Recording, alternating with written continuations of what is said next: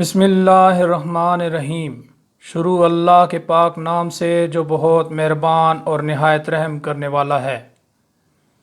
زمزم کی کھدائی کے وقت عبد المطلب کو احساس ہوا کہ اگر ان کے زیادہ بیٹے ہوتے تو مکہ کے قریش ان سے لڑائی پر آمادہ نہ ہوتے۔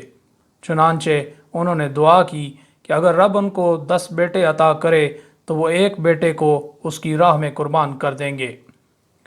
رب نے ان کی دعا قبول کر لی۔ جب بیٹے جوان ہو گئے تو ایک دن عبد المطلب نے اپنے بیٹوں کو جمع کیا اور اپنی منت کے بارے میں بتایا۔ سب نے کہا ہم حاضر ہیں، آپ اپنی منت پوری کریں۔ عبد المطلب کا کسی ایک بیٹے کو قربانی کے لیے نامزد کرنا ممکن نہ تھا، لہٰذا انہوں نے قراندازی کا روایتی طریقہ اختیار کیا تو قرہ عبداللہ کے نام نکل آیا۔ عبد المطلب وعدے کے مطابق اپنے پیارے اور خوبصورت بیٹے عبداللہ کو لے کر قربان گاہ پہنچے کہ ان کے قبیلے کے افراد اور عزیز و اقارب نے مزاحمت کی اور کہا کہ اگر عبد المطلب نے اپنے بیٹے کی قربانی کی روایت ڈالی تو سب اس پر عمل کرنے لگیں گے، لہٰذا اسماعیل علیہ السلام کی روایت کے مطابق جانوروں کی قربانی دی جائے۔ یثرب کی علم والی خاتون عرافہ نے مشورہ دیا کہ لڑکے کے مقابلے میں 10 اونٹوں کی فال نکالی جائے اور اس وقت تک 10 اونٹوں کا اضافہ کرتے جاؤ جب تک فال اونٹوں پر نہ نکل آئے۔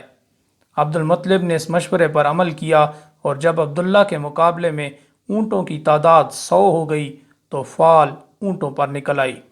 اس واقعے کے بعد مکہ میں خون بہا یعنی دید 100 اونٹ قرار پائی۔ عبداللہ ایک حسین نوجوان تھے۔ جب اللہ نے ان کے عوض 100 اونٹوں کی قربانی قبول فرما لی تو ان کی شہرت ہر گھر میں پہنچ گئی۔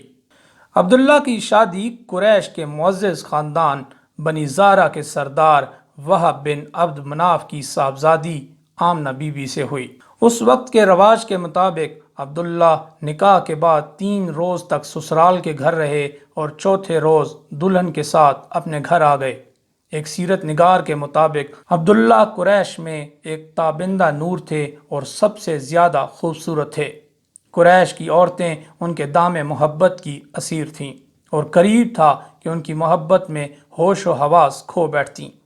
ایک خاتون فاطمہ نے عبداللہ کو اپنی طرف متوجہ کرنے کے لیے 100 اونٹوں کی پیشکش کی۔ اس کے جواب میں عبداللہ نے یہ شعر پڑھ کر خاندانی نجابت اور شرافت کا ثبوت دیا: فعل حرام کے ارتکاب سے تو مر جانا ہی اچھا ہے۔ میں حلال کو بے شک پسند کرتا ہوں مگر اس کے لیے اعلان ضروری ہے۔ تم مجھے بیلاتی اور پھسلاتی ہو مگر شریف آدمی کو لازم ہے کہ وہ اپنی عزت اور دین کی حفاظت کرے۔ عبد المطلب کا خاندان بڑا پاکیزہ تھا اور دور جاہلیت میں بھی ان کے خاندان میں کوئی بچہ نکاح کے بغیر پیدا نہیں ہوا۔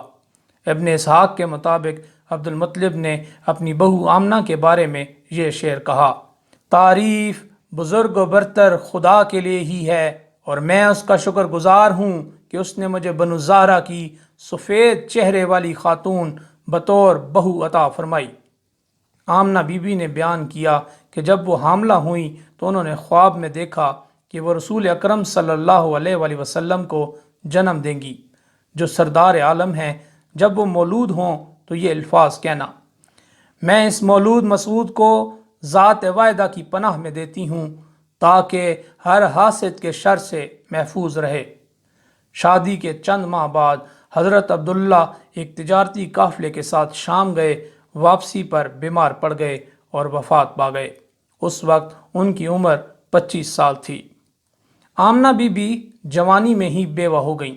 انہوں نے اپنے جوان خاوند کی وفات پر ایک قصیدہ لکھ کر اپنے دلی جذبات کا اظہار کیا، جس کا ایک شعر یہ ہے: اگرچہ موت اور اس کی مشکلات نے اس کو جھپٹ لیا لیکن وہ در حقیقت بہت سخی اور رحم کرنے والا تھا۔